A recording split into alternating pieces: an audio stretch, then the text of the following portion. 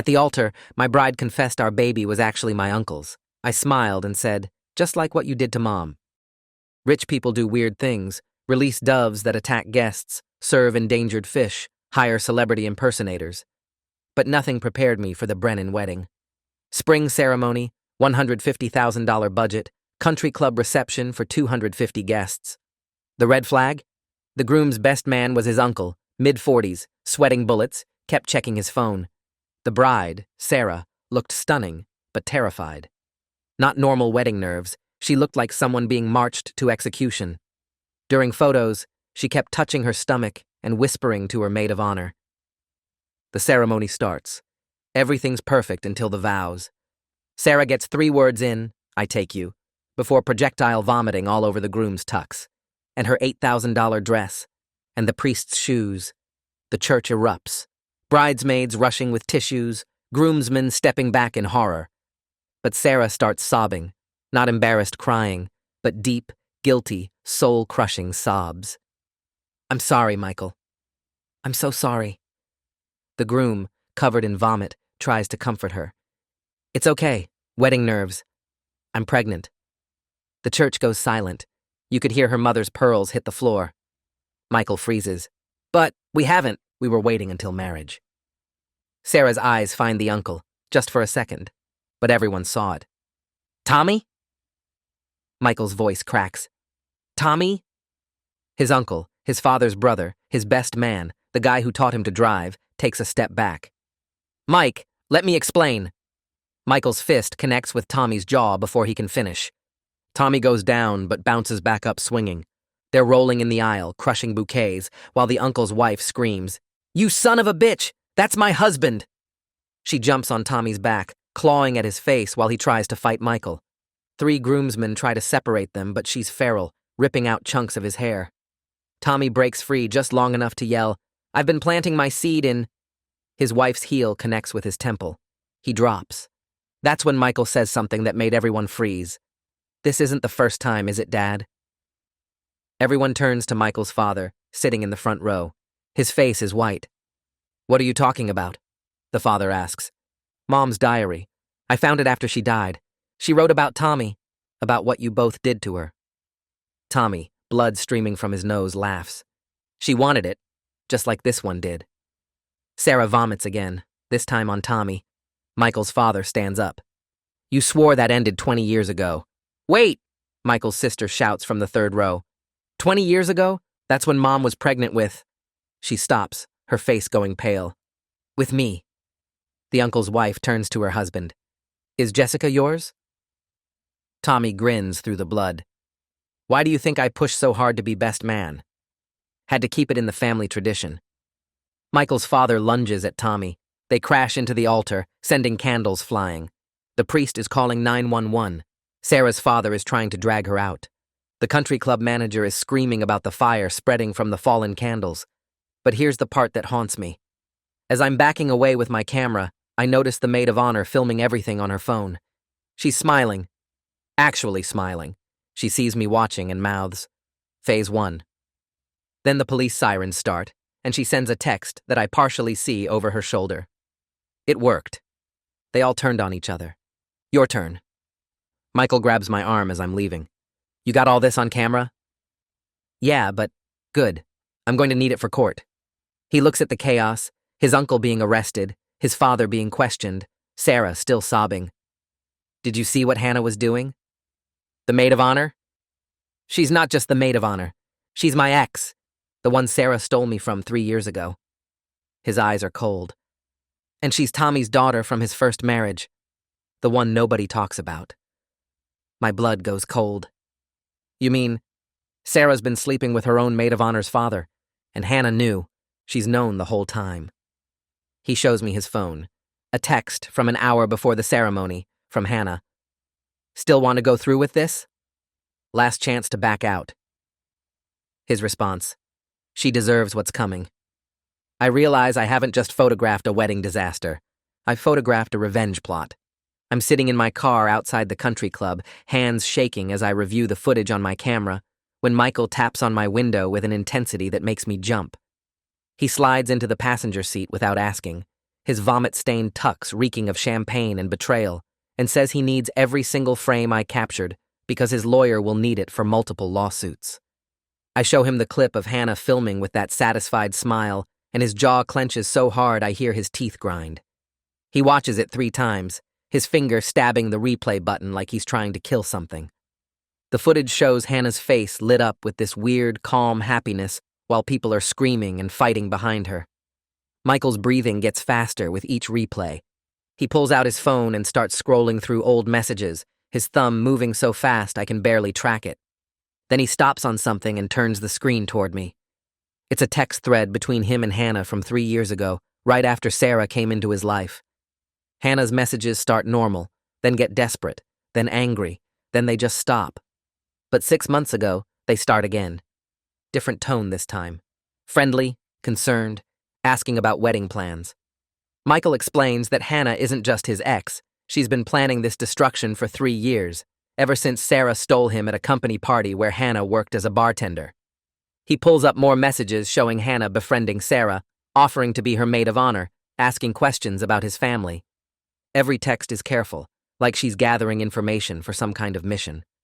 Sarah told her about Tommy being inappropriate at family dinners, about Michael's mom's death, about the weird family dynamics nobody talked about.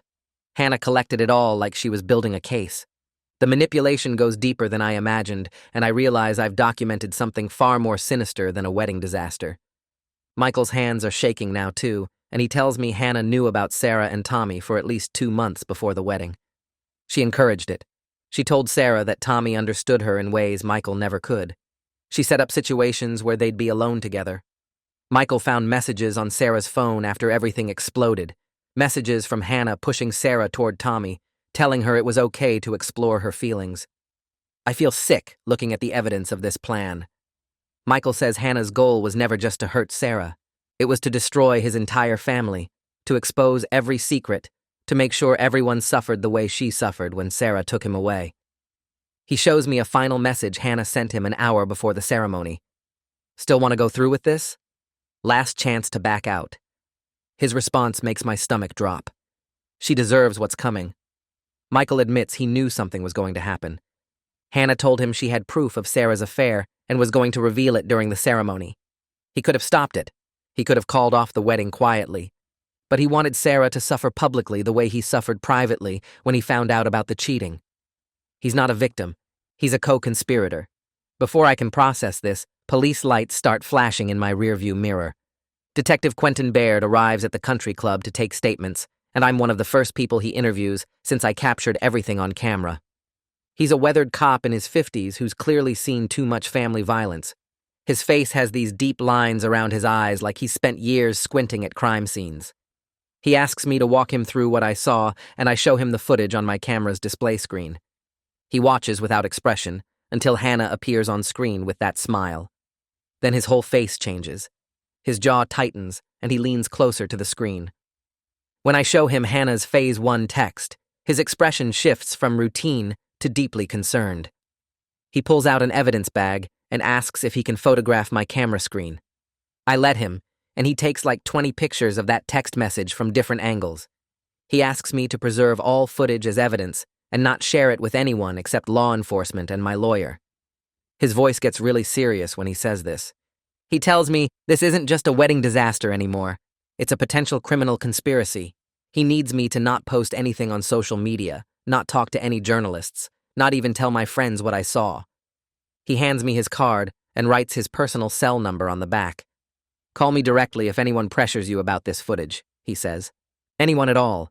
He takes my contact information and tells me someone will be in touch about getting an official copy of everything I recorded. Then he goes to interview Michael, who's still sitting in my car looking like his whole world just collapsed. I watch them talk through my windshield. Michael's gesturing wildly, and Baird just nods, taking notes in this little notebook he pulls from his jacket. The conversation goes on for like 30 minutes. Other cops are interviewing people all over the parking lot. I see Sarah being loaded into an ambulance, still crying. Tommy's in handcuffs by a police car. His wife Sapphire is screaming at him from 15 feet away while a cop tries to calm her down. Michael's dad is talking to another detective, his hands in his pockets, looking at the ground. The whole scene looks like a disaster movie. I finally drive home around midnight, my camera bag sitting in the passenger seat like it's carrying a bomb. I can't stop thinking about Hannah's smile, about Michael's confession that he knew, about how I documented a revenge plot and didn't even realize it until it was over. My phone starts ringing before I even get home. Unknown number. I let it go to voicemail. Then another call. Another unknown number. By the time I pull into my driveway, I have 6 missed calls. The next morning, I'm contacted by 3 different lawyers. The first one calls at 7 in the morning, waking me up. He represents Michael and wants exclusive access to my footage. He offers me $5,000. I'm still half asleep and tell him I need to think about it. The second lawyer calls an hour later. She represents Tommy's wife, Sapphire, and wants all footage showing Tommy's behavior and statements. She offers me $8,000. The third lawyer calls right as I'm making coffee. He represents Sarah's family and wants to make sure certain footage never sees the light of day. He offers me $15,000 to destroy specific clips. Each wants exclusive access to my footage, offering payment that ranges from reasonable to absurdly high. My hands are shaking again as I write down all their information. I call my own lawyer because I'm suddenly in the middle of what's clearly going to be massive litigation, and I need protection from being sued by everyone involved. My lawyer is this woman named Patricia, who I hired 3 years ago when I started my photography business. She usually handles boring contract stuff, but when I tell her what happened, her voice gets really sharp and focused. She tells me not to talk to anyone else until we meet. We schedule an appointment for that afternoon. My lawyer advises me that my footage is my property, but I have ethical obligations as a witness to potential crimes. We spend 2 hours reviewing contracts and determining what I can legally share and with whom. She explains that if crimes were committed, I might not have a choice about sharing the footage. The police can get a warrant. The courts can subpoena it. But I can't just sell it to the highest bidder, especially if it's evidence in a criminal case. She's really firm about this. Patricia tells me that accepting money from any of these lawyers before the police investigation is complete could be seen as tampering with evidence. It could make me look like I'm trying to profit from a crime. Worse, it could make me an accessory if any of them want me to hide or destroy footage. I'm realizing that accepting this job has turned me from wedding photographer into key witness in what might become criminal proceedings involving assault, conspiracy, and possibly sexual crimes. Patricia drafts a standard response to send to all 3 lawyers. It basically says, my footage is being preserved for law enforcement, and I won't be sharing it with private parties until the investigation is complete. She charges me $400 for the 2-hour consultation. I just spent most of what I was going to make from the wedding on legal advice about the wedding. The next day, Detective Baird returns with a warrant for my complete footage. Patricia reviews it and says it's proper procedure given the assaults and fire damage. We meet Baird at my studio, and I transfer files to his encrypted drive. It takes almost an hour because there's so much footage. Ceremony prep, the ceremony itself, the chaos afterward. Baird watches some of it while the files transfer. His face stays neutral, but I see his jaw clench when Tommy makes that comment about planting seed. As I transfer files to his encrypted drive, he mentions that Hannah has disappeared. She didn't go home last night and isn't answering her phone. Her father, Bernard, Tommy's first ex-wife's husband, reported her missing this morning. Baird asks if I noticed where Hannah went after the ceremony. I review my footage and find her in the background of several shots, walking toward the parking lot while everyone else was focused on the police arriving. She got into a car and drove away. I show Baird the clip. He asks me to send him that specific segment immediately. The "your turn" message suddenly feels more ominous, suggesting this conspiracy involves someone else we haven't identified yet. Baird asks if Hannah mentioned anyone else during the wedding prep. I tell him she was on her phone a lot, texting someone, but I never saw who. He writes this down and tells me to call him if I remember anything else about Hannah's behavior or contacts. After he leaves, I just sit in my studio feeling like the walls are closing in. I spend the next 3 days fielding calls from tabloid journalists who somehow got my number and want to buy the footage. The first offer is $20,000 from some website I've never heard of. Then $50,000 from a bigger site. Then $100,000 from a tabloid that usually covers celebrity scandals.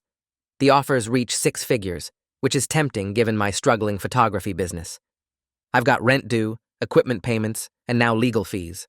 $100,000 would change my life. But my lawyer is emphatic that selling evidence in an active investigation could make me criminally liable. Patricia calls me twice a day to make sure I haven't talked to anyone.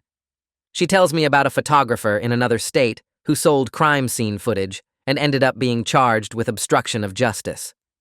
I disconnect my studio phone and communicate only through my lawyer, feeling increasingly trapped by what I witnessed. My personal cell keeps ringing with unknown numbers. I stop answering. My email inbox fills up with requests for interviews, offers to buy footage, messages from people claiming to be Hannah's friends or family. I don't respond to any of them. Patricia tells me this is the right move, but it doesn't make me feel any less isolated. A week after the wedding, Michael contacts me through my lawyer requesting a private meeting. Patricia advises against it, but I'm curious what he wants. Against my better judgment, I agree to meet him at a coffee shop with my lawyer present. We pick a place across town where nobody knows us. Michael shows up 15 minutes late. He looks like he hasn't slept in days, his eyes hollow and his hands constantly fidgeting. He orders black coffee and doesn't touch it. He tells me he knew Hannah was Tommy's daughter, but thought she'd moved past the abandonment. He never suspected she was capable of orchestrating this level of revenge.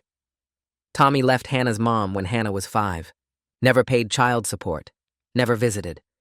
Hannah grew up poor while Tommy lived in a big house with Michael's family. Michael says he knew all this when he dated Hannah. She told him about her childhood, about watching her mom struggle, about seeing Tommy at family events and being ignored. He thought she'd made peace with it. He thought therapy had helped her move on. But now he realizes she was planning revenge the whole time. Michael reveals that Hannah contacted him 2 months before the wedding, claiming she wanted closure and to apologize for how their relationship ended. She told him she was in therapy dealing with her father abandonment issues and wanted to make amends before his wedding. He thought her offer to help with wedding planning was genuine healing. They met for coffee and she seemed different, calmer, more mature. She said she was happy for him and Sarah. She said she wanted to prove she'd moved past their breakup. Now he realizes every suggestion she made was designed to maximize the public destruction. The church ceremony instead of a private venue, the massive guest list instead of something intimate, the expensive country club reception where everyone in their social circle would see. Hannah pushed for all of it.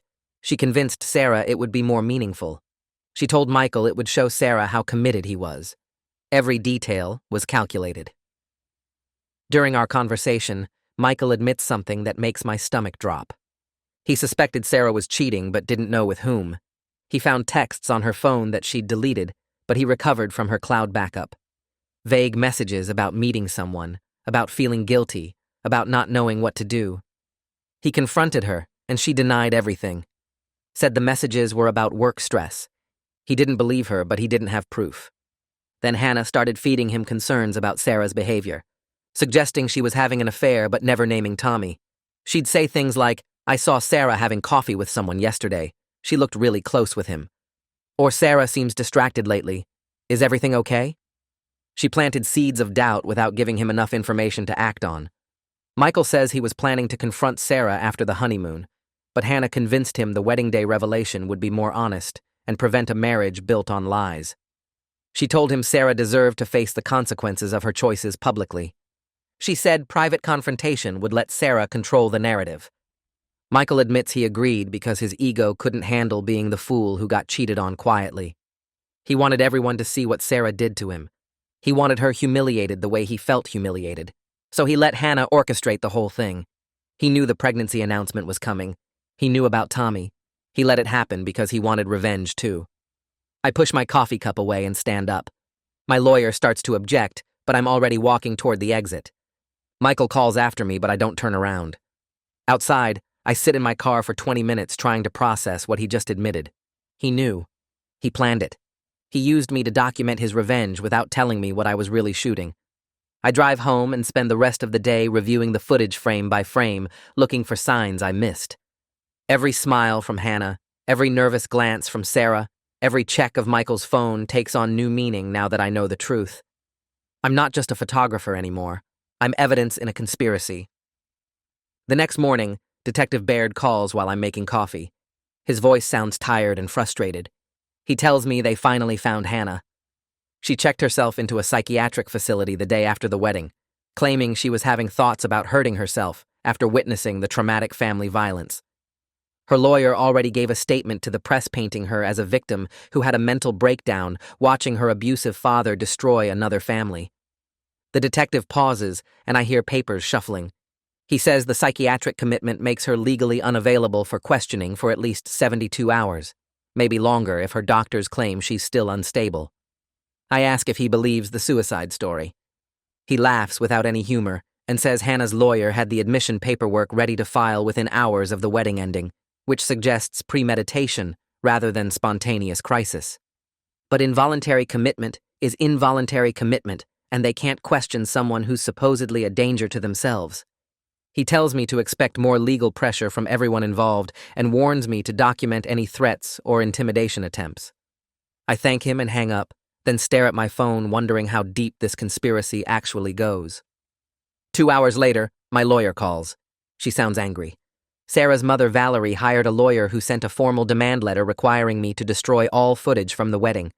The letter claims the video is ruining Sarah's life and that filming a pregnant woman in distress without consent constitutes invasion of privacy and intentional infliction of emotional distress.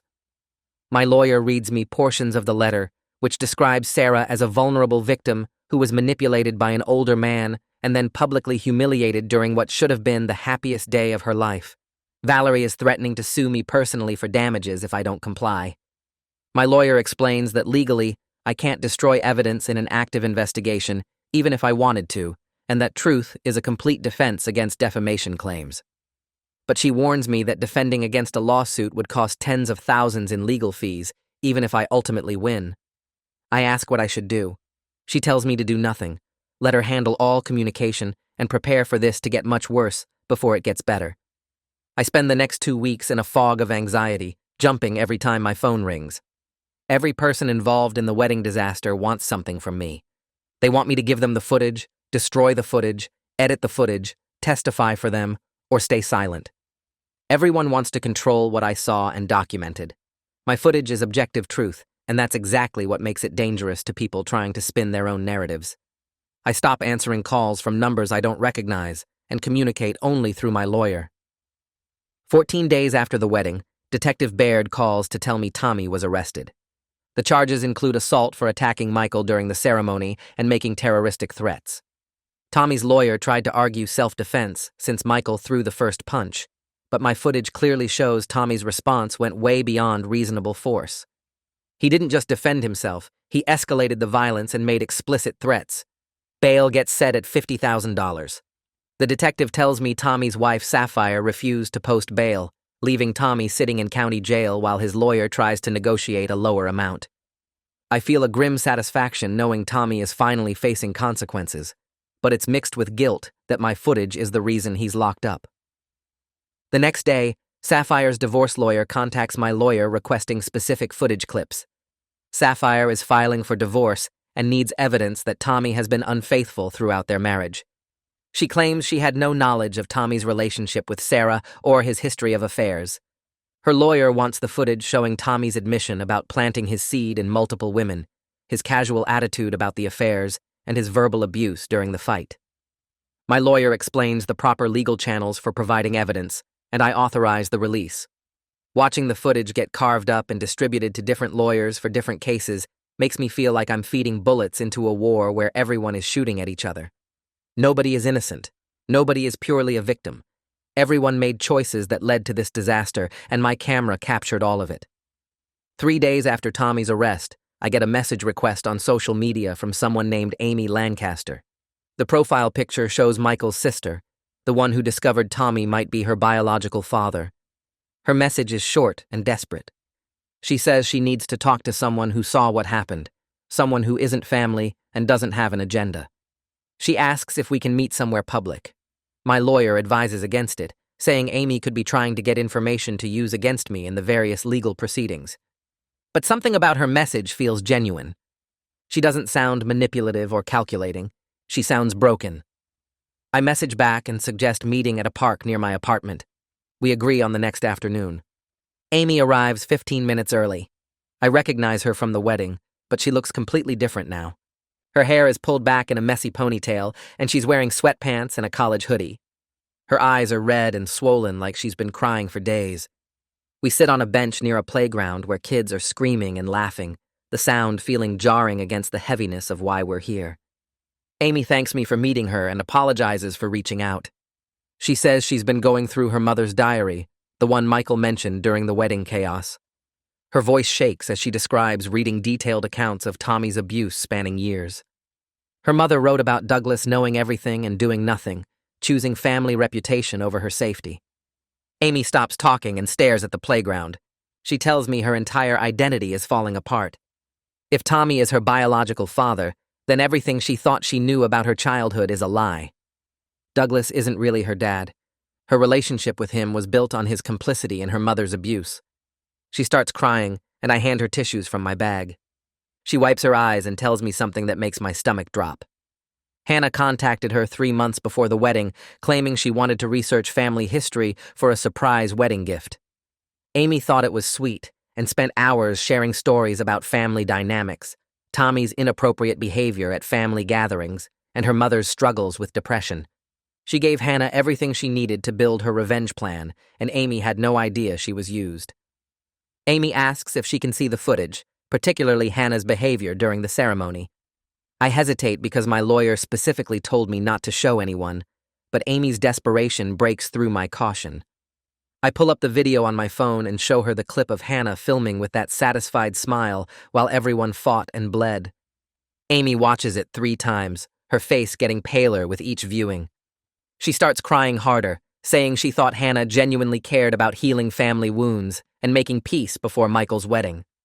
Now she sees she was just a tool, a source of intelligence that Hannah exploited to hurt her own brother. The guilt in Amy's voice is crushing. She says she feels responsible for everything that happened because she gave Hannah the ammunition she needed. I find myself putting an arm around this stranger while she sobs into my shoulder, both of us casualties in other people's revenge plot. The next morning, Detective Baird calls requesting another interview. His questions are different this time, more specific and focused. He asks detailed questions about Hannah's behavior before the ceremony started. I describe how she seemed calm and focused, while everyone else was nervous and stressed. She kept checking her phone and positioning herself to get clear views of Sarah. The detective asks if I noticed Hannah near Sarah's dressing room, or handling any food or drinks. I tell him about the bridesmaids mentioning that Hannah made Sarah a special calming tea about an hour before the ceremony. The detective goes quiet for a few seconds. He tells me they're investigating whether Hannah drugged Sarah to cause the vomiting, though Sarah is refusing to cooperate with toxicology testing. He says the timing was too perfect, Sarah getting sick at exactly the moment that would cause maximum drama and humiliation. Hannah would have needed Sarah incapacitated enough to lose control, but not so sick she couldn't make it through the pregnancy announcement. I feel sick myself thinking about it. If Hannah drugged Sarah, this goes beyond emotional manipulation into actual poisoning. The detective asks me to document everything I remember about the morning of the wedding, every interaction I witnessed, every moment Hannah was near Sarah or her belongings. He says they're subpoenaing the catering company's records and interviewing everyone who had access to Sarah's dressing room. I spend the rest of the day writing down every detail I can remember, trying to separate what I actually saw from what I've learned since. My hands shake as I type, because I'm realizing the wedding disaster wasn't just revenge. It was a carefully planned operation with multiple moving parts, and I documented it all without understanding what I was really seeing. The investigation moves fast over the next week. Detective Baird gets subpoenas for the catering company's records and starts interviewing everyone who was in Sarah's dressing room that morning.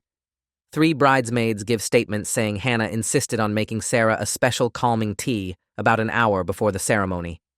One bridesmaid remembers Hannah being very specific about Sarah drinking all of it and not sharing with anyone else. The detective calls me to share this information and asks if I captured any footage of Hannah near Sarah's drinks or food. I review my morning footage and find a clip of Hannah alone in the bridal suite for about 2 minutes, while everyone else was getting their hair done. She's standing near the small table where Sarah's teacup sits. The angle isn't perfect, but you can see her hands moving over the cup. Detective Baird asks me to send him that clip immediately. Sarah's lawyer releases a statement the same day saying Sarah refuses any toxicology testing and that investigating a pregnant woman for drug use is harassment. The lawyer claims Sarah got sick from normal pregnancy symptoms combined with wedding stress. Detective Baird tells me the refusal to test makes prosecution difficult, but the circumstantial evidence keeps building. 3 weeks after the wedding, A thick envelope arrives at my studio by certified mail. Inside is a cease and desist letter from Sarah's lawyer demanding I not share any footage showing Sarah in a humiliating or defamatory light. The letter threatens legal action if I distribute images of Sarah vomiting or crying or making statements about the pregnancy. My lawyer reads it and actually laughs. She explains that truth is an absolute defense against defamation, and I'm complying with all legal obligations regarding evidence. We send back a response saying I will continue cooperating with law enforcement and providing footage as legally required. My lawyer points out something interesting in Sarah's letter. The wording positions Sarah as a victim of both Tommy's manipulation and Hannah's conspiracy. Sarah's legal team is building a narrative where she was groomed and used by both father and daughter. My lawyer says this might actually be partially true given the phone records Detective Baird mentioned. The same week, Michael's father, Douglas, breaks his public silence with a press statement. A local reporter contacts me asking for comment on Douglas's claims that he had no knowledge of Tommy's relationship with Sarah or any historical abuse. Douglas's statement says he's shocked and appalled by his brother's behavior and had no idea about any inappropriate conduct. The statement is carefully worded by lawyers and feels completely fake. Within hours, Amy posts on social media contradicting everything her father said. She uploads photos of pages from her mother's diary, with Douglas's name highlighted in multiple entries. One entry from 15 years ago explicitly states that Douglas knew about Tommy's behavior and told her mother to keep quiet for the family's reputation. Another entry describes Douglas walking in on Tommy, making inappropriate comments to a teenage babysitter, and doing nothing. Amy's post goes viral in our local community. People start commenting with their own stories about the Brennan family's reputation for covering up scandals. I watch the dynasty destroy itself in real time through social media posts and news articles. My phone won't stop buzzing with reporters wanting interviews. Detective Baird calls me a few days later with news about Tommy. Tommy's lawyer contacted the prosecutor's office asking about a plea deal. In exchange for reduced charges, Tommy is offering to provide testimony about Hannah's involvement in planning the wedding day confrontation. The detective says this confirms what they suspected. Hannah and Tommy had been in contact before the wedding. Tommy claims Hannah manipulated him into starting the affair with Sarah specifically to create this scandal. The detective's voice sounds tired when he tells me this.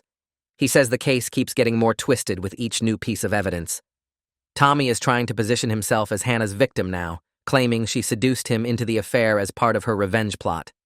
The prosecutor is considering the deal because Hannah's involvement is harder to prove without Tommy's testimony. 2 days later, Detective Baird asks me to come to the police station to review some phone records.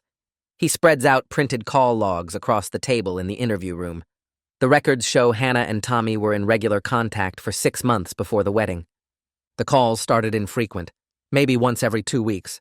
Then they increased to multiple times per week around the time Sarah and Tommy's affair apparently began. Detective Baird points to a cluster of calls in early January, right before Sarah got pregnant. Hannah called Tommy 5 times in 1 week during that period. The detective explains that Hannah apparently reconnected with her father under the guise of forgiveness and wanting a relationship. Tommy told investigators that Hannah seemed genuinely interested in healing their relationship. She asked about his life, his marriage, his regrets. She mentioned that Michael was getting married and suggested Tommy should be involved since he was Michael's uncle. The detective believes Hannah was gathering information and positioning Tommy as a weapon. She learned about Tommy's pattern of affairs and his attraction to younger women. Then she pushed him toward Sarah, possibly even arranging situations where they'd be alone together. The legal documents start arriving faster than I can process them. I'm subpoenaed to provide deposition testimony for Sapphire's divorce proceedings, the assault cases, and a potential conspiracy investigation. My lawyer schedules 3 separate depositions over the next month. She prepares me with practice questions and reminds me to only answer what's asked without volunteering information. The legal fees are adding up fast. I've spent more on lawyers than I earned from the wedding at this point. My photography business is suffering because I'm too emotionally drained to book new clients. I had to cancel 2 consultations last week because I couldn't focus on talking about happy couples and their special days. Every time I look at wedding photos now, I see the potential for disaster underneath the smiles. Sapphire's divorce deposition happens in a conference room at her lawyer's office. I sit across from Sapphire and her legal team while Tommy's lawyer asks me questions about the wedding day. Sapphire's lawyer focuses heavily on Tommy's admission about planting seed in multiple women. They play back the footage with audio and ask me to confirm that's Tommy's voice, and those are his exact words. Sapphire sits perfectly still in her chair, but I watch her face crumble as she hears her husband's voice bragging about serial infidelity. Her eyes fill with tears when Tommy laughs about treating women like conquests. The lawyer asks me to describe Tommy's demeanor when he made those statements. I explain that he seemed proud, almost boastful, even while bleeding and under attack. He showed no shame or remorse about what he'd done. Sapphire's lawyer nods and makes notes. After 2 hours of questions, I'm finally released from the deposition. Sapphire catches my arm in the hallway and thanks me for telling the truth. She says watching that footage was the hardest thing she's ever done, but she needed to see who her husband really was. The next week, Sapphire's lawyer contacts me again. They've found evidence of at least 4 other affairs during Tommy's marriage to Sapphire. One involved a woman who worked under Tommy at his company. That affair resulted in a quiet settlement after the woman threatened to sue for sexual harassment. The lawyer sends me copies of the settlement documents with the woman's name redacted. The pattern is clear. Tommy targets vulnerable women in his sphere of influence, women who depend on him for something or trust him because of family connections. He uses his position and charm to manipulate them into affairs. Then when things fall apart, the family pays to make the problems disappear. I'm realizing the wedding disaster exposed decades of abuse that the Brennan family systematically covered up. Douglas's money and reputation bought silence from multiple victims. The family protected Tommy over and over while he kept hurting people. Amy calls me late one night, sobbing so hard I can barely understand her. The DNA test results came back. Tommy is her biological father. She says she doesn't know who else to talk to because Douglas won't speak to her after she posted the diary excerpts. Michael is too consumed with his own anger to provide any support. Amy's voice breaks as she tells me she feels like an orphan at 26 years old. She lost her mother years ago, and now she's discovering her father is a lie. The man who raised her isn't her biological father and only did it while covering up her mother's abuse. Her real father is a convicted predator who she's been forced to see at family gatherings her whole life. I stay on the phone with her for over an hour, mostly just listening while she cries and processes this new reality. She asks questions I can't answer about identity and family and what any of it means now. When she finally calms down enough to sleep, she thanks me for not judging her or trying to fix things. She says she just needed someone to witness her pain without making it about themselves. Hannah is released from the psychiatric facility after only 1 week. Detective Baird brings her in for questioning the same day. I'm at the station for another deposition when I see Hannah arrive with her lawyer. The lawyer is expensive-looking, the kind who charges $500 an hour and wears suits that cost more than my car payment. Hannah looks thin and tired but composed. The lawyer makes a statement in the lobby before they go into the interview room. He says Hannah won't be answering questions about her involvement in planning any wedding events. He emphasizes that Hannah is a victim of childhood abandonment and family trauma who witnessed a shocking situation at her friend's wedding. The lawyer's presence and his prepared statement tell me everything. Hannah is facing potential criminal charges beyond what's been publicly discussed. The prosecutor must be building a case for conspiracy or fraud or some other serious crime. Detective Baird comes out of the interview room 30 minutes later looking frustrated. He tells me Hannah invoked her right to remain silent on every question about her contact with Tommy or her planning before the wedding. Her lawyer shut down the entire interview. The detective says they'll need to build the case without her cooperation, relying on phone records, witness testimony, and my footage of her behavior during the ceremony. 3 weeks after Hannah's failed interview with Detective Baird, I get a call from the district attorney's office asking me to come in for a meeting about potential testimony.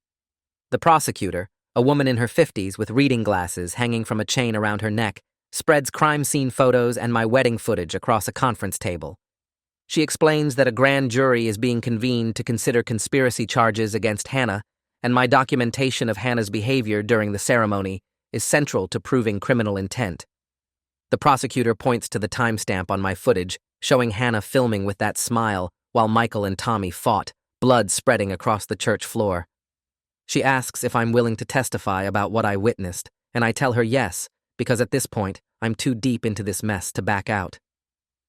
The subpoena arrives 2 days later via certified mail, requiring my appearance before the grand jury in 10 days. My lawyer reviews the subpoena and prepares me for the testimony, explaining that grand jury proceedings are secretive, and I won't have Hannah's lawyer cross-examining me, just the prosecutor asking questions and grand jurors following up with their own.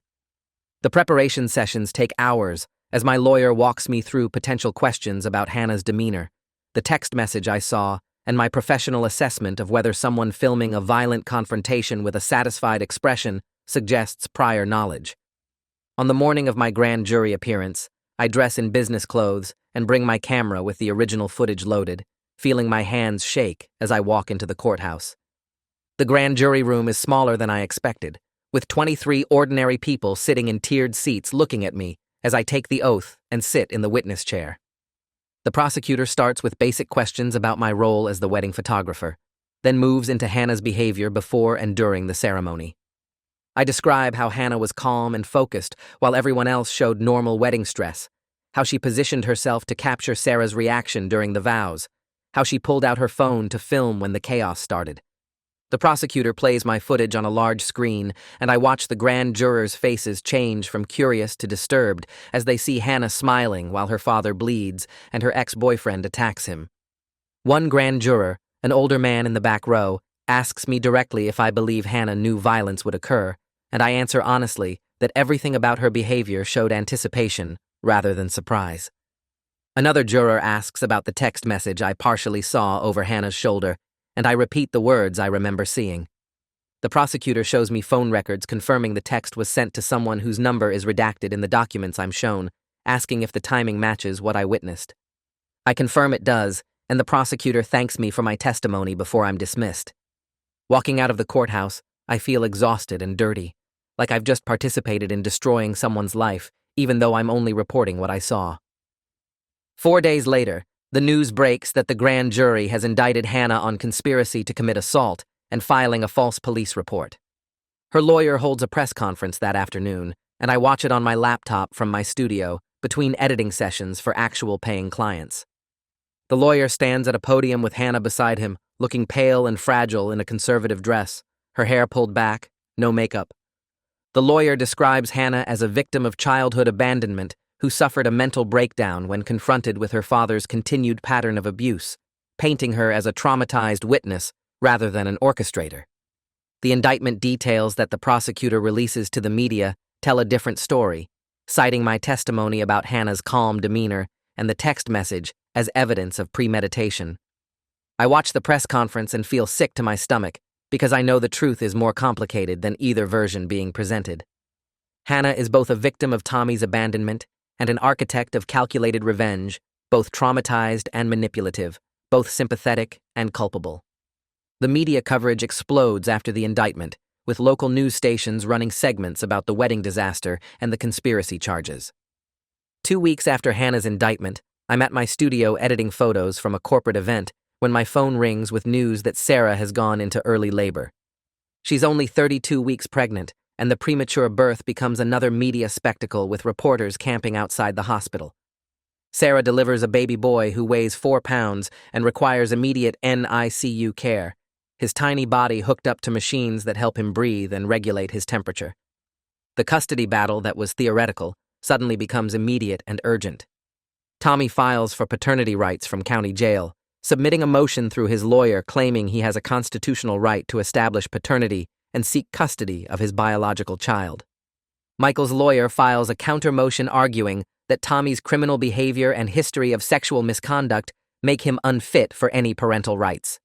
Sarah's lawyer submits her own filing trying to keep both Tommy and Michael away from her son, arguing that the child needs stability and protection from the family drama that caused his premature birth. The legal filings pile up on my desk as my lawyer forwards me copies, each one mentioning my footage as evidence of the chaotic circumstances surrounding the child's conception and the stress that led to early labor.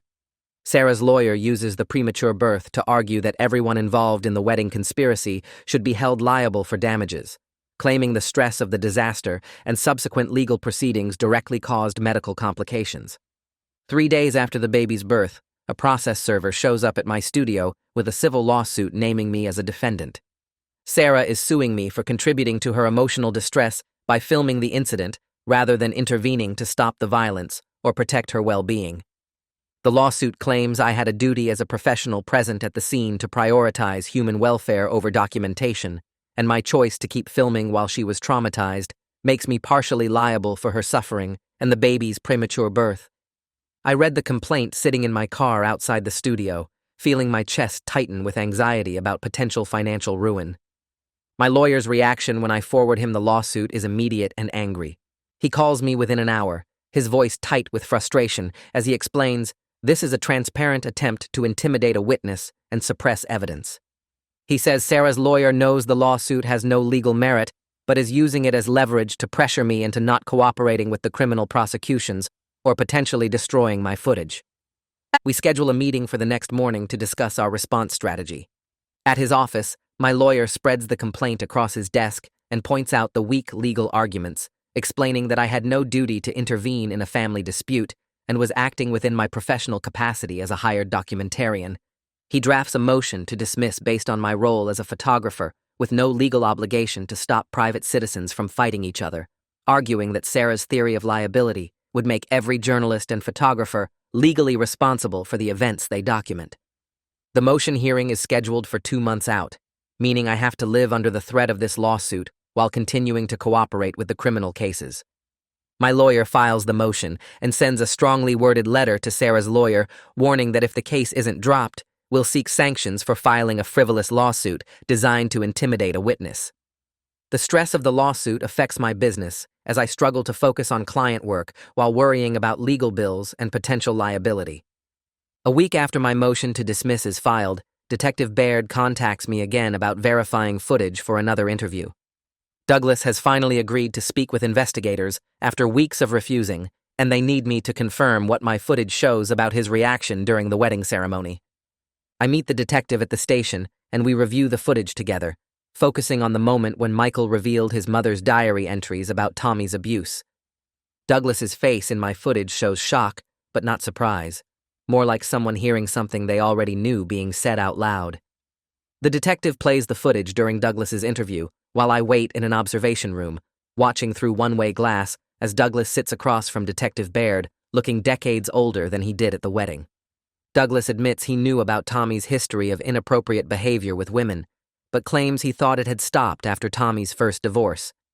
The detective produces copies of diary entries from Michael's mother, and I watch Douglas's composure crumble as he reads his late wife's words describing Tommy's abuse and Douglas's decision to do nothing. Douglas breaks down crying, admitting he chose family reputation over protecting the women Tommy victimized because he didn't want the scandal to destroy their business and social standing.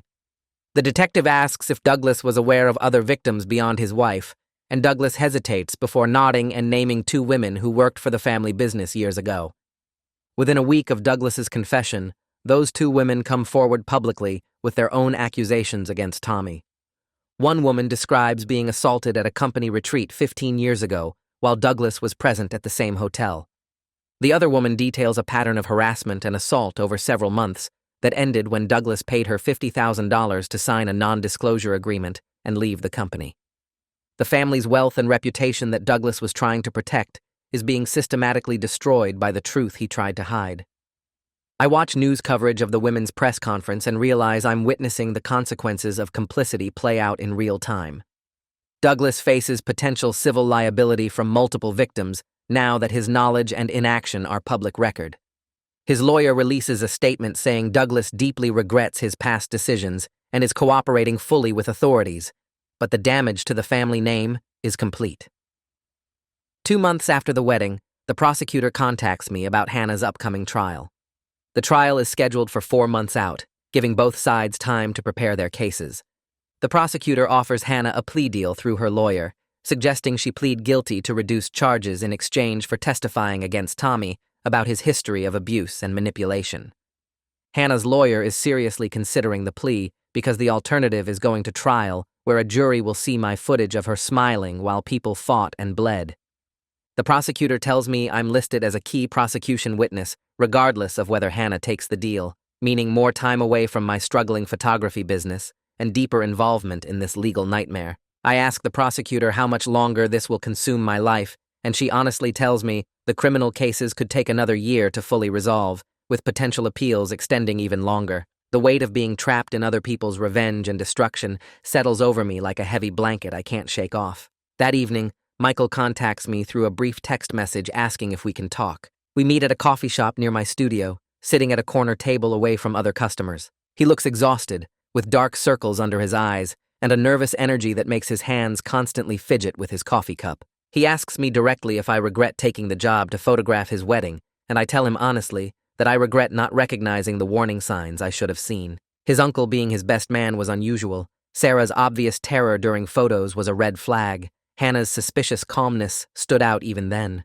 Michael admits he regrets letting Hannah manipulate him into choosing public revenge instead of just calling off the wedding privately when he first suspected Sarah's affair. He says the satisfaction of watching Sarah's humiliation lasted maybe 5 minutes before the guilt and consequences started piling up. We sit in silence for a moment before Michael says something that stays with me. He explains that we're both complicit in different ways, him for actively planning the disaster, and me for documenting it without question. Neither of us can undo what happened or erase what I captured on camera. The footage exists as permanent evidence of a family's destruction, and we both played our roles in creating and preserving it. We finish our coffee without reaching any resolution or forgiveness, just two people acknowledging their shared responsibility for a disaster that hurt everyone involved. A week later, I get served with papers from the country club's legal team, thick documents that make my hands shake as I flip through page after page of itemized damages. They're suing Michael, Tommy, Sapphire, and Sarah for $200,000 in fire damage, destroyed property, and lost business from canceled events. My footage is listed as Exhibit A in their case, and they want me to provide expert testimony about who did what and when. The lawsuit breaks down liability percentages, trying to assign blame for every broken chair, every scorched curtain, every ruined piece of altar decor. My lawyer tells me this makes me an unwilling judge in their financial destruction, and I can already feel the weight of more depositions, more court appearances, more time trapped in this nightmare. The country club's lawyer calls me directly, ignoring my attorney's instructions, asking if I can identify exactly who knocked over which candle and whether Sarah's vomiting contributed to the carpet damage. I hang up and forward the call log to my lawyer, who fires off an angry letter about improper contact with represented parties. 3 days after the lawsuit lands, Detective Baird shows up at my studio without warning, carrying a tablet and wearing an expression that makes my stomach drop. He sits across from my desk and pulls up text messages recovered from Michael's phone, messages between him and Hannah from the weeks before the wedding. The first one I see makes my blood run cold. Hannah asks if Michael is sure he wants to go through with the plan, and Michael responds that Sarah deserves to be destroyed publicly for what she did to him. They discuss timing, debating whether the revelation should happen during the vows or the reception. Hannah suggests the ceremony for maximum impact, and Michael agrees, adding that he wants everyone to see Sarah's face when her world collapses. Detective Baird scrolls through more messages, and each one is worse than the last. Michael and Hannah predict the violence, actually joke about how Tommy and Douglas will react when the truth comes out. Hannah writes about her father's temper, and Michael responds that he hopes Tommy throws the first punch so he can claim self-defense. They coordinate who will film what, with Hannah promising to capture Sarah's reaction and Michael planning to position me for the best angle of the chaos. I feel sick reading these messages because I realize Michael wasn't just a victim of Hannah's manipulation. He was an active partner who wanted revenge so badly he helped plan every detail of the disaster I documented. Detective Baird watches my face as I read, and when I look up, he tells me these messages prove Michael lied in his initial statements to police. Michael claimed he was shocked by the revelations, that he had no idea Hannah was planning anything, that he was blindsided by Sarah's pregnancy announcement. But these texts show him approving every step, suggesting ways to maximize Sarah's humiliation, even proposing they hire a videographer to ensure the destruction was properly captured. The prosecutor is now considering charging Michael with conspiracy to commit assault and making false statements to investigators. Michael's lawyer is already trying to spin this as emotional manipulation by Hannah, claiming she preyed on Michael's heartbreak and convinced him to participate in something he didn't fully understand. But Detective Baird shows me one message that destroys that defense completely. Michael writes to Hannah 2 days before the wedding, saying he can't wait to see Sarah's perfect life explode in front of everyone who thought she was so sweet and innocent. He adds that watching her cry will be worth whatever legal trouble might come after. These aren't the words of someone being manipulated. These are the words of someone who wants revenge and doesn't care about the cost.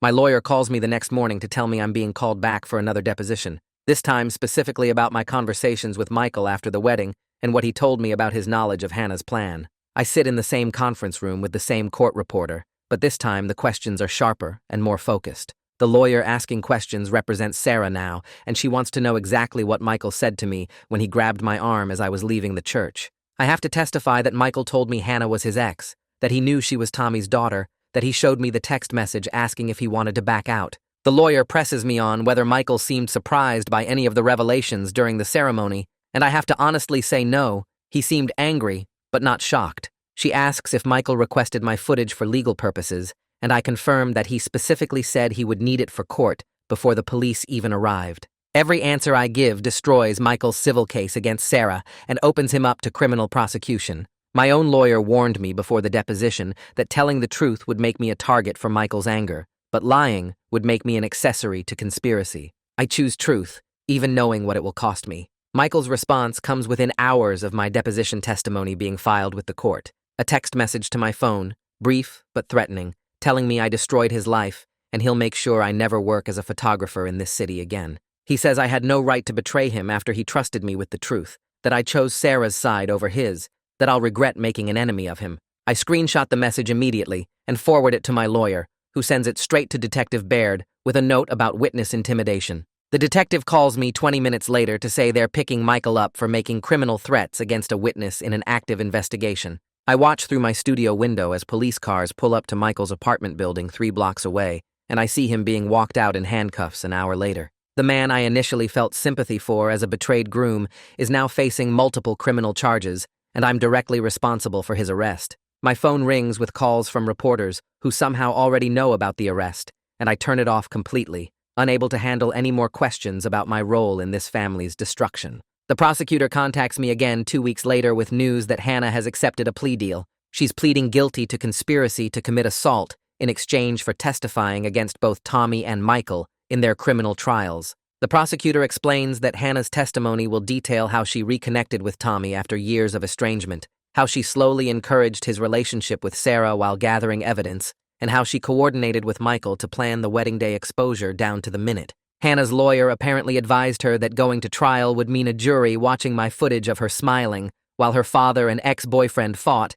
and no jury would be sympathetic after seeing that. The plea deal means Hannah avoids jail time, but gets 3 years probation and mandatory psychological counseling. The prosecutor tells me Hannah's cooperation will be crucial to proving the full scope of the conspiracy, and I'll still need to testify at both Tommy's and Michael's trials to provide context for the footage and confirm the timeline of events. I ask how much longer this will consume my life, and the prosecutor honestly tells me we're looking at another 6 months minimum, possibly longer if there are appeals. 5 months crawl by before I'm finally called to testify at Tommy's criminal trial. The courthouse is packed with media and spectators who've been following the case, and I have to push through a crowd of reporters shouting questions as I enter the building. The witness waiting room is small and windowless, and I sit there for 3 hours before being called to the stand. Walking into the courtroom feels like entering an arena, with Tommy sitting at the defense table looking smug and unrepentant despite everything. His lawyer starts the cross-examination by trying to paint me as an opportunistic photographer who staged the chaos for dramatic footage, suggesting I encouraged the confrontation for better pictures. I keep my voice calm and explain that I was hired to document a wedding and captured what actually happened. Nothing more and nothing less. The lawyer shows the jury clips of my footage and asks why I didn't stop filming when violence broke out, implying I prioritized getting good shots over people's safety. I explain that my role was to document the event, not to intervene in family disputes, and that stopping the recording wouldn't have stopped the violence that was already happening. The lawyer asks if I sold the footage to media outlets, and I honestly answer no, that all footage has been provided only to law enforcement and through proper legal channels. The prosecution plays my complete footage for the jury, and I watch their faces as they see everything unfold in real time. Several jurors look disgusted when Tommy brags about planting his seed in multiple women, and one woman actually covers her mouth when Tommy's wife attacks him with her heel. The footage of Hannah smiling while filming causes visible reactions, with jurors shifting uncomfortably and whispering to each other. Tommy's lawyer objects repeatedly, claiming the footage is prejudicial and taken out of context, but the judge overrules him each time. The continuous timeline makes it impossible to argue manipulation or editing because everything flows naturally from one moment to the next. The prosecution asks me to confirm that this is the complete, unedited footage from the ceremony, and I testify under oath that nothing has been cut or altered in any way. They ask me to describe Tommy's demeanor during his admission about serial affairs, and I explain that he seemed proud rather than ashamed, laughing even as his wife attacked him. The prosecution rests after my testimony, and I'm finally released from the witness stand after 3 hours of intense cross-examination. Walking out of the courthouse, I feel drained and exposed, like every private moment of that disaster has been dissected in public. The trial continues the next day with Hannah taking the stand, and I'm allowed to sit in the gallery to watch since my testimony is complete. Hannah looks different from she did at the wedding, thinner and harder, with dark circles under her eyes that makeup can't quite hide. She testifies about Tommy abandoning her and her mother when she was 6 years old, about growing up poor while he built a comfortable life with his new family, about her mother working 3 jobs and still struggling to pay rent. The prosecutor asks about child support, and Hannah explains that Tommy paid the court-ordered minimum for 2 years, then stopped completely, forcing her mother to choose between hiring a lawyer they couldn't afford or just surviving without his help. Hannah's voice stays flat and emotionless as she describes watching Tommy at family events years later, seeing him play the devoted uncle to Michael while pretending she didn't exist. She admits she reconnected with him 18 months ago under the pretense of forgiveness and healing, telling him she was in therapy and wanted to resolve their relationship before starting her own family. The prosecutor asks what her real intention was, and Hannah states clearly that she wanted to use him as a weapon against Michael and Sarah, that she manipulated him into the affair with Sarah specifically to create this scandal. The courtroom goes completely silent as Hannah describes her plan in detail, explaining how she befriended Sarah. While working as a bartender at company events, how she slowly learned about Sarah and Michael's relationship problems, how she introduced Sarah to Tommy at a family gathering and watched their attraction develop. She admits suggesting to Sarah that Tommy seemed lonely and might appreciate her attention, planting seeds without being obvious about her manipulation. Hannah testifies that she encouraged Tommy's pursuit of Sarah, telling him he deserved happiness after years of being treated like the family embarrassment, making him feel justified in crossing boundaries. The prosecutor asks if Hannah predicted violence would result from exposing the affair at the wedding, and Hannah answers yes without hesitation. She says she knew Tommy had a temper, knew Michael's rage would explode, knew the family's secrets would detonate in the most public way possible. Her testimony is devastating because she shows no remorse at all, only a cold satisfaction that her plan worked exactly as intended. She admits coordinating with Michael to maximize the damage, helping him position me as the photographer to ensure everything was captured, timing the revelation for the ceremony when the maximum number of people would witness the destruction. The prosecution plays text messages between Hannah and Michael on the courtroom screens, and I watch the jury's faces change as they read Michael's words about wanting Sarah destroyed publicly.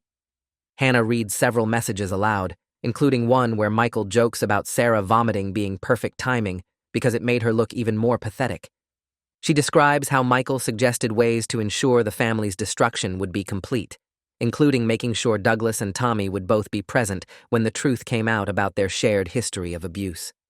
The prosecutor asks if Michael ever expressed doubt or wanted to stop the plan, and Hannah testifies that he never wavered, that his desire for revenge was as strong as hers throughout the entire process. She admits they discussed potential legal consequences and decided the satisfaction of watching Sarah and Tommy suffer would be worth whatever charges might follow. The text messages show Michael proposing they coordinate their stories if questioned by police, agreeing to both claim ignorance about each other's plans to avoid conspiracy charges. Hannah's testimony destroys any remaining public sympathy for Michael completely, exposing him not as a heartbroken victim, but as a calculated architect of revenge who was willing to orchestrate violence and lie to investigators to avoid accountability for his actions. Tommy's trial wraps up 3 weeks after Hannah's testimony destroys any remaining sympathy for the Brennan family. The jury gets the case on a Friday afternoon and comes back Monday morning with guilty verdicts on all counts. I'm in the courtroom when the foreman reads each verdict out loud, watching Tommy's face stay blank while the charges pile up. Assault, Sexual misconduct with Sarah. Sexual misconduct with two other women who came forward after the wedding footage went public. The judge sets sentencing for 2 weeks later, and Tommy gets led out in handcuffs while reporters crowd the courthouse steps. Sapphire isn't in the courtroom that day. She filed for divorce the week before, and her lawyer tells mine she's already moved to another state to escape the media circus. When sentencing day arrives, I'm there again with my camera, documenting everything for the civil cases still pending. The judge gives Tommy 6 years in state prison plus mandatory registration as a sex offender when he gets out. Tommy's lawyer argues for a lighter sentence based on his client's cooperation with the Hannah investigation, but the prosecutor counters with victim impact statements from the women he hurt. Sapphire shows up for sentencing, sitting in the back row with her sister. When the judge announces 6 years, Sapphire's face stays completely blank. No tears, no reaction, nothing. She walks out before Tommy gets taken away, and I never see her again. Her divorce gets finalized 3 days later, and my lawyer says she got almost everything in the settlement because Tommy's criminal conviction made her case easy.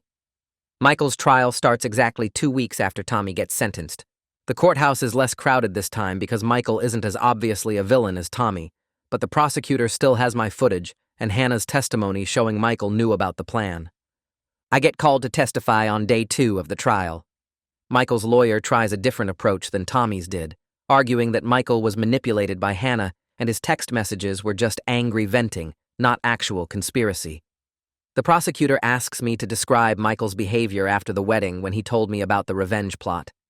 I explain how calm he was, how calculated, how he showed me the text messages with Hannah like he was proud of what they'd accomplished.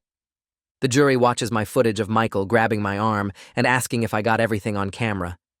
His voice on the recording sounds cold and satisfied, not shocked or upset.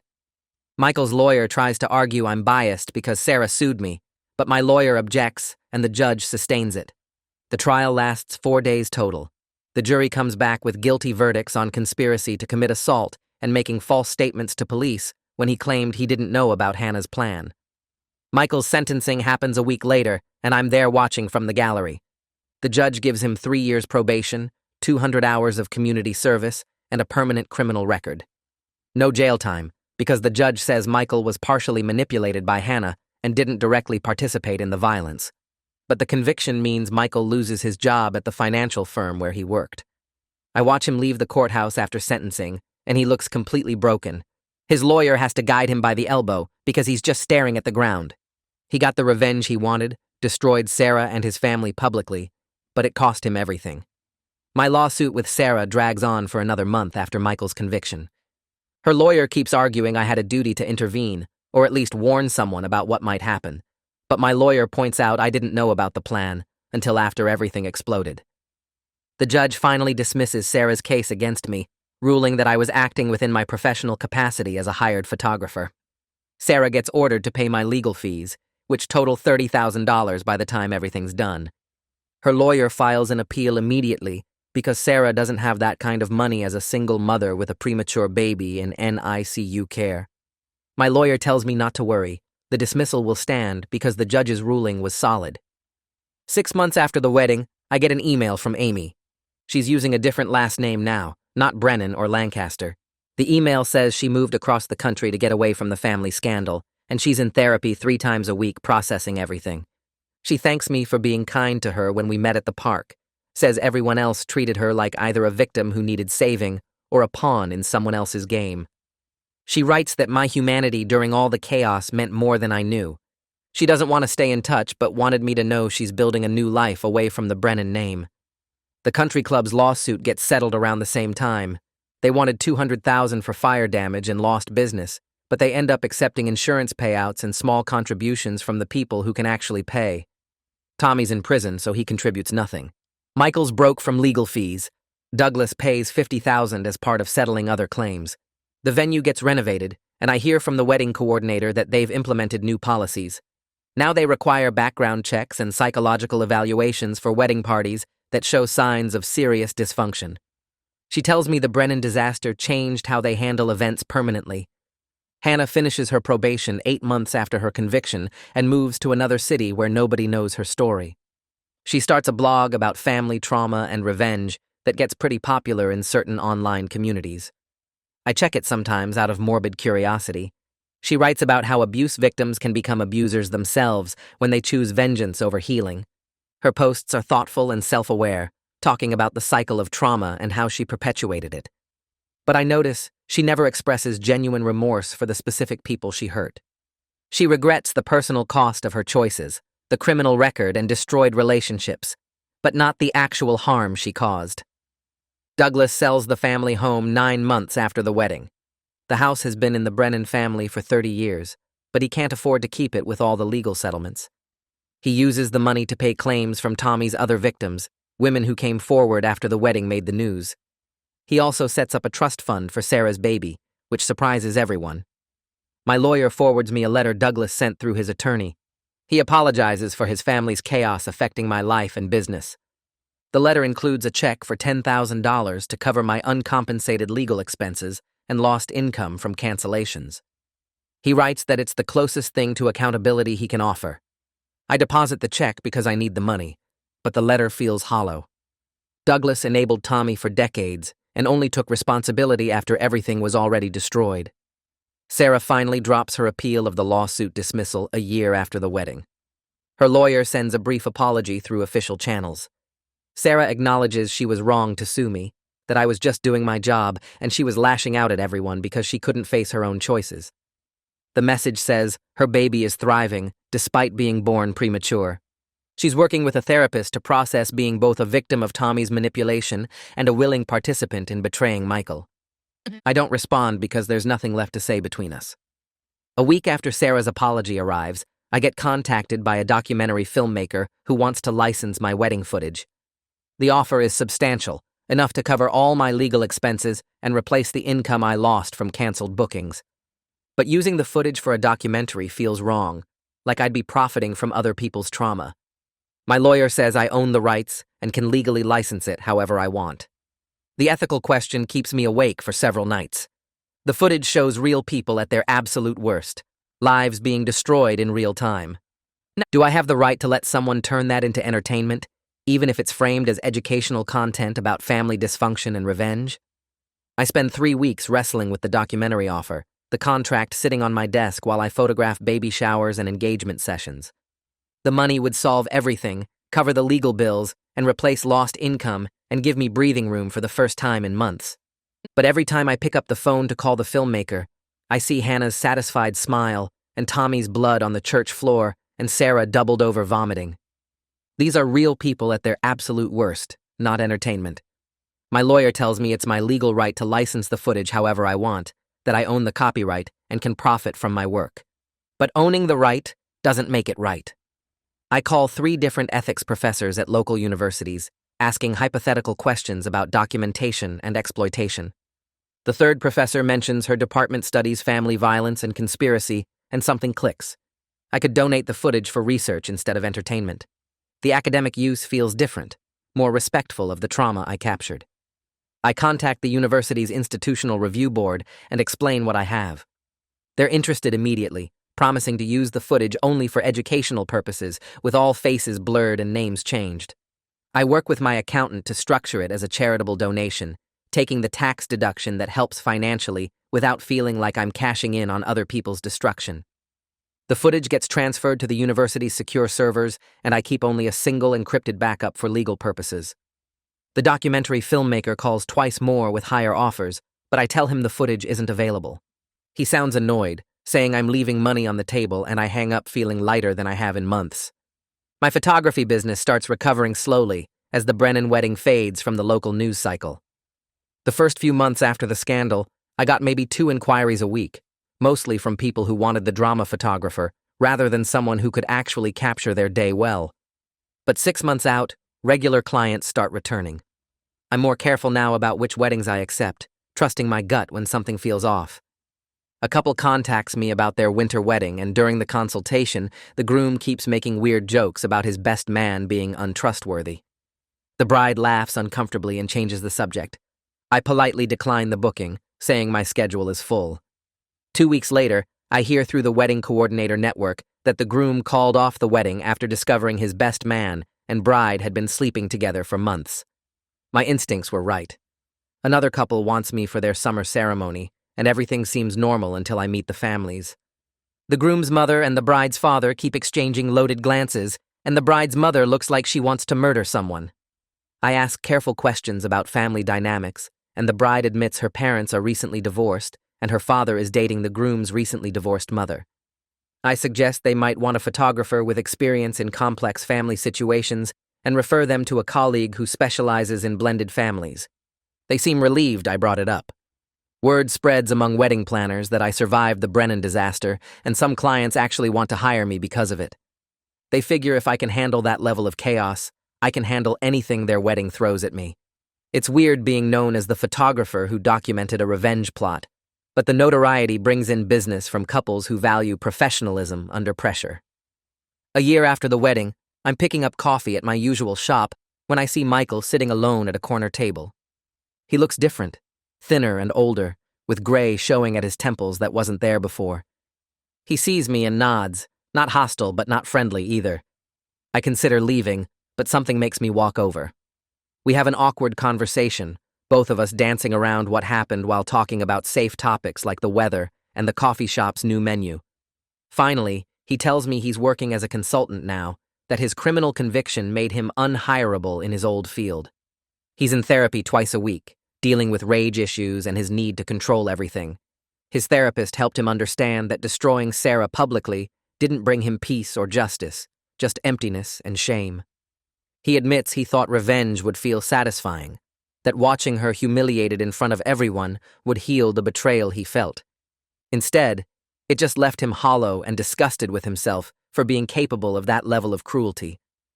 I tell him I struggle with my own role in what happened, that I documented everything without questioning whether I should. He says we're both complicit in different ways, that we enabled Hannah's revenge by going along with it. We talk for 20 minutes, neither of us offering or seeking forgiveness, just two people forever linked by a disaster we both helped create. When we part, there's no warmth, but no hostility either, just the tired acknowledgement that we both have to live with what we did. I watch him leave and feel something close to understanding, not for what he did, but for the weight he carries now. 3 months later, Hannah sends me a message through social media asking if we can talk. I ignore it for a week, but curiosity eventually wins. I call her on a Saturday afternoon, and she sounds different from I remember, calmer and more self-aware. She tells me she's written a book about the experience, framing it as a cautionary tale about trauma and revenge. She wants to include my perspective as the photographer who witnessed everything, offering to pay me for an interview. I listen to her pitch for 10 minutes, hearing how she's positioned herself as someone who learned from her mistakes and wants to help others avoid her path. But I don't hear genuine remorse for the specific people she hurt, just regret about the personal cost of her choices. I tell her I'm not interested in participating, that I've spent enough time living in the wreckage of her revenge and don't want to revisit it for her book. She accepts my refusal gracefully, saying she understands and hopes I've found peace with my role in what happened. After we hang up, I check her blog out of morbid curiosity. Her writing is thoughtful and analytical, discussing cycles of trauma and how abuse victims can become abusers themselves. But every post is focused on her journey and her healing, with barely any acknowledgement of the people she destroyed. The comments are full of supporters praising her bravery, and I close the browser feeling disgusted. 2 weeks later, I get an email from Amy with a photo attached. She's standing in front of an office building, wearing professional clothes and smiling genuinely for the first time since I met her. The email explains she's working as a counselor for young adults dealing with family trauma, using her experience to help others navigate identity crises and parental betrayal. She writes that discovering the truth about Tommy being her father was devastating, but documenting her family's dysfunction paradoxically freed her to build an authentic life. She's grateful the truth came out, even though it destroyed her sense of identity, because living with lies was slowly killing her.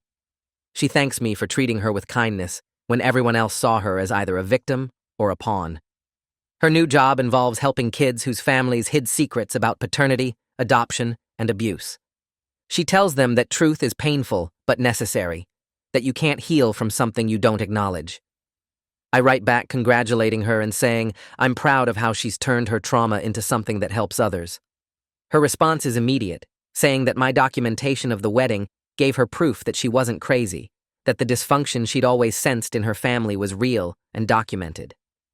Sarah's baby turns 1 year old, and she sends me an announcement card with a photo of a healthy, chubby toddler with dark, curly hair. The note inside says she's building a stable life as a single mother, working as a nurse at a pediatric clinic, and raising her son far from the Brennan family drama. Tommy terminated his parental rights from prison rather than fight the custody battle, and she's relieved to raise her son without his influence or demands for visitation. She writes that becoming a mother forced her to confront her own choices and complicity in what happened. She admits she was both a victim of Tommy's manipulation and a willing participant in betraying Michael. Therapy has helped her understand how Tommy groomed her over months, but she's not excusing her own agency in the affair. She's teaching her son about honesty and consequences, determined to break the cycle of secrets and lies that defined the Brennan family. The note ends with an apology for suing me, acknowledging that I was just doing my job and she was lashing out at everyone because she couldn't face her own guilt.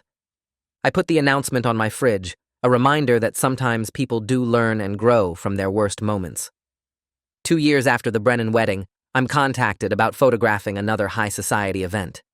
The initial consultation seems normal until I meet the wedding party and notice familiar warning signs. The bride keeps touching her stomach nervously and whispering to her maid of honor. The groom's family has too many secrets, with his parents barely speaking and his brother making bitter comments about family loyalty. The best man seems overly invested in the bride's happiness, watching her with intensity that feels wrong. During the venue walkthrough, the bride's mother pulls me aside and asks if I can edit photos to make certain family members look bad. I recognize the dysfunction immediately, the same toxic dynamics that led to the Brennan disaster. This time, I trust my instincts completely. I tell the couple I don't think I'm the right fit for their needs and refer them to another photographer who specializes in complex family situations. They seem surprised, but accept my referral. The wedding coordinator calls me 2 weeks later saying the event was canceled 5 days before the ceremony. The bride finally admitted to her fiancé that she was pregnant by his brother, and the families imploded during an intervention. The coordinator thanks me for recognizing the signs and removing myself before another disaster. I feel relief rather than regret about the lost income, knowing I made the right choice. I've learned that documentation carries responsibility, that bearing witness to people's worst moments means living with the weight of what you've seen and preserved. The Brennan wedding taught me that revenge destroys everyone it touches, leaving only emptiness and regret in its wake. Family secrets eventually explode no matter how carefully they're hidden, and the explosion damages everyone nearby. Sometimes the most ethical choice is refusing to participate in other people's chaos, walking away from money and opportunity because the cost to your conscience is too high. I still photograph weddings, but now I see them differently. They're fragile promises, beautiful hopes that can shatter in an instant when built on lies or manipulation. I'm more careful about which promises I choose to document, trusting my instincts when something feels wrong about family dynamics or wedding party relationships. The couples I work with now appreciate my caution, understanding that I'm protecting both them and myself from disasters waiting to happen. My business is smaller but healthier, built on relationships with clients who value honesty and authenticity rather than spectacle and drama. The Brennan wedding will always be part of my story, a reminder of what happens when documentation becomes complicity and when revenge becomes the goal instead of healing.